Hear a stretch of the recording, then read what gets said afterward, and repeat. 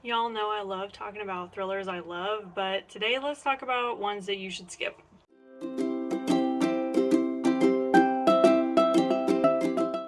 Hi, hello, and welcome back to my channel. My name is Alex, and today is another all thrillers episode, except these are thrillers that I think you should avoid, skip, not read, whatever you want to say. These are some thrillers that I absolutely did not like for varying reasons.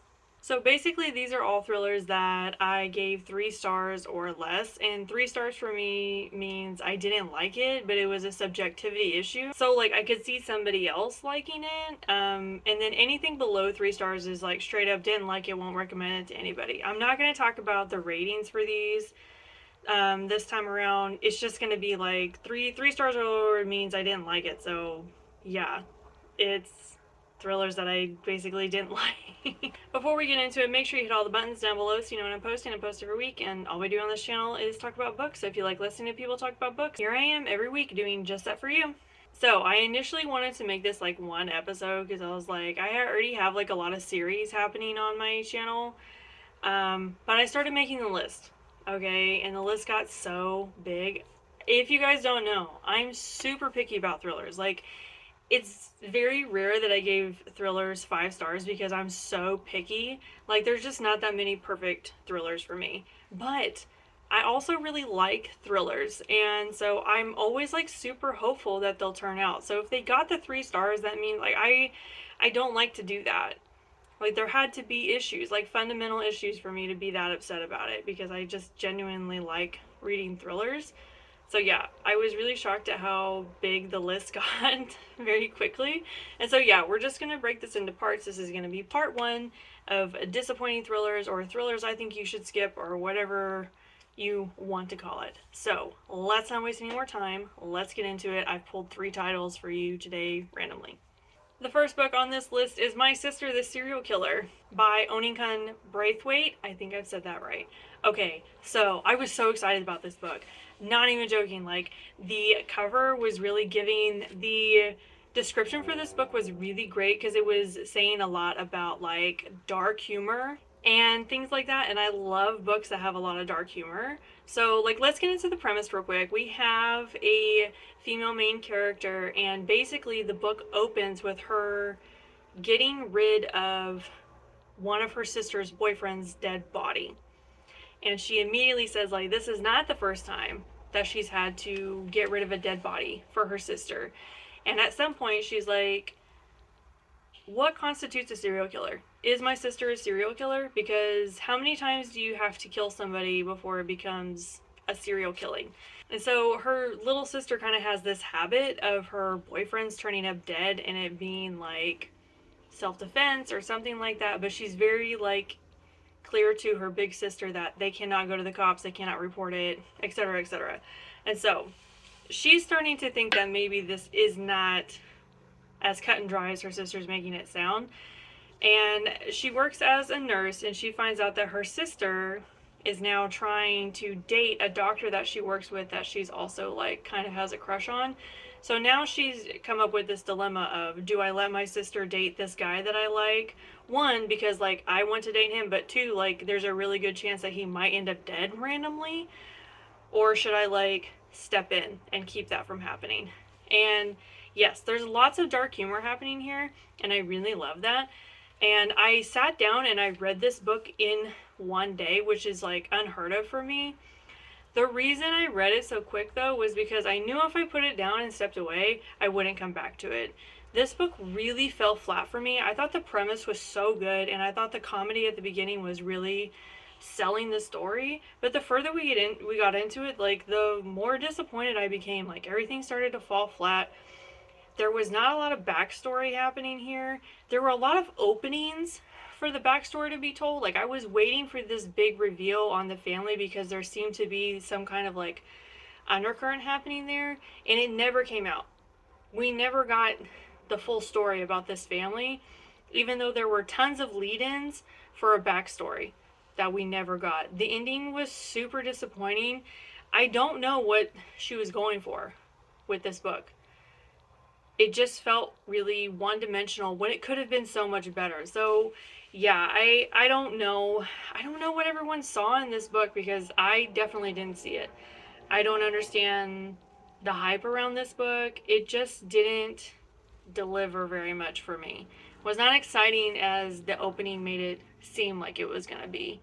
It is short enough to read in one day because, like, obviously I read it in one day, but yeah, like I said, the reason I read it that quick is because I knew I wouldn't pick it back up.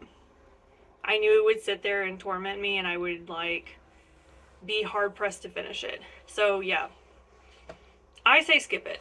The next book on my list is The Night Season by Chelsea Cain. Okay, this is part of the Archie Sheridan, Gretchen Lowell serial killer thriller series. If y'all been with my channel a minute, you know I fangirl this series like so hard. I love this series. I love the story of Gretchen Lowell, the serial killer, with Archie Sheridan being like the detective that's hunting her down. I think this is book 4. And after I read this book, I was so disappointed with everything. I don't know, this book was just not that good. And there were like 2 more books in this series after that. And I had to take a step back from reading this series because this book made me so mad.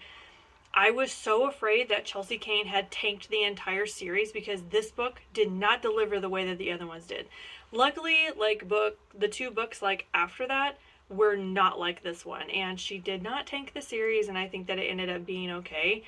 But this was such a huge down point in the series compared to the other books that came before it. So if you don't know, this series is about a female serial killer and the cop that helped bring her down. There's a lot of undercurrent here, a lot of psychology, a lot of gore, like really cool stuff happening in this series. I absolutely love this series. It's near and dear to my heart. This book, however, was a huge disappointment because, number one, Gretchen Lowell was just a whisper in this story. I don't think we ever saw her on the page one time. And it's like, it's literally called the Gretchen Lowell Archie Sheridan series.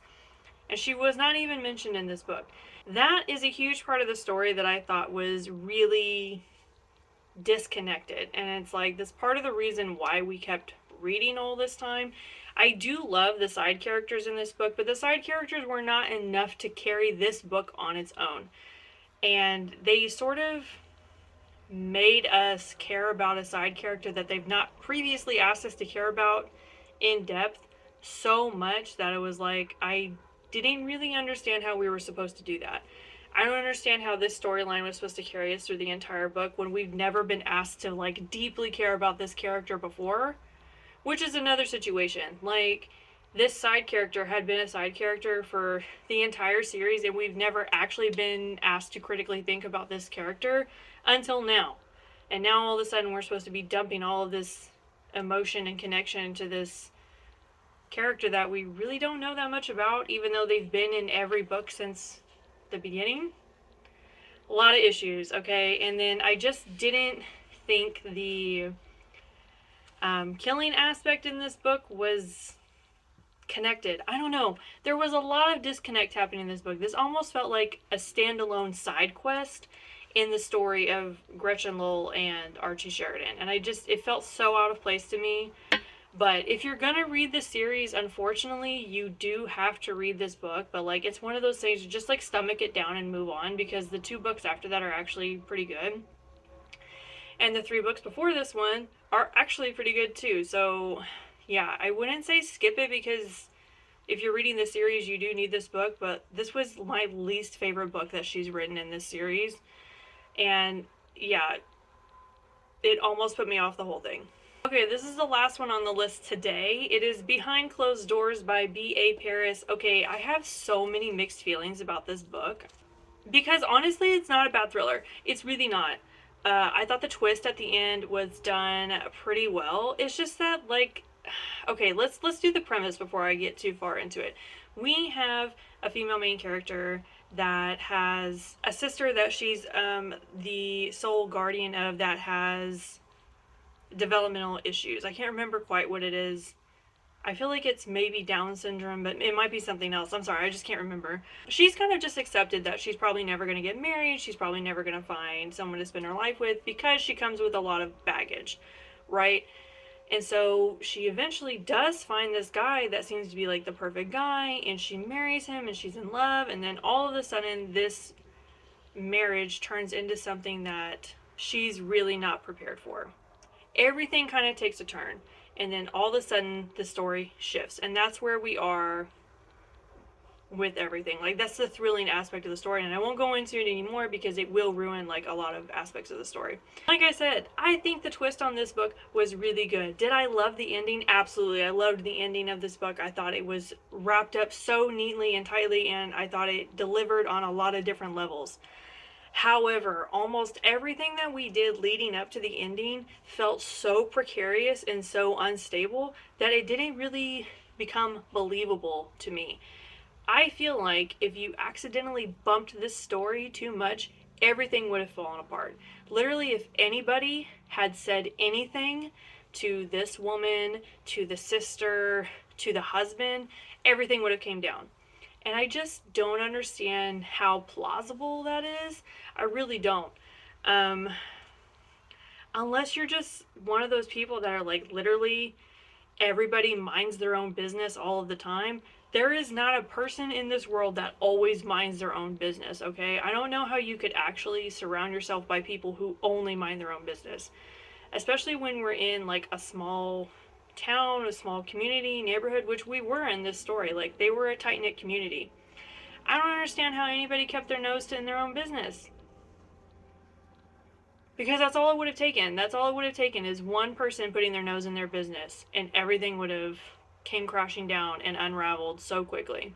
So that is my biggest issue with this book, is that I didn't think it was completely plausible. Did I think the twist delivered? Yes, I think it did. But everything else leading up to that, I just don't know. I don't know. It seemed really questionable. I don't really know that this could be pulled off.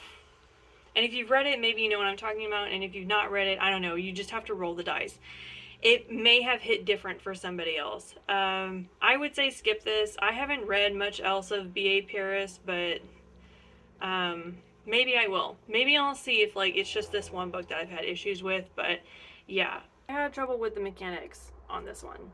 Okay, that's all I have for you guys today. So yeah, that was part 1 of thrillers to skip. Even though like one of them in there I told you not to skip. Yeah, I think you just have to like get through it. I'm sorry if this seemed a little short, y'all. It is so hot in my office. I don't have any AC up here. Like, it's just another problem on a long list of other problems that need to get fixed in my house. So yeah, it's super hot. It actually took me a long time to film this because my phone kept overheating, which was I don't know. It's just a whole thing. Summer is summering, that is for sure. Make sure you hit all the buttons down below so you know when I'm posting. I post every week. And yeah, that's all I have for you guys today.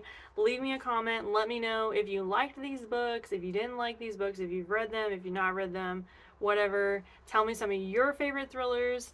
And yeah, I'm happy to keep telling you thrillers to skip. So I do see me coming back to this probably just as often as I go to thrillers that I really like, which is one that I add to quite a bit. Yeah, like, comment, follow, do all the things, and I will see you all next time. Bye!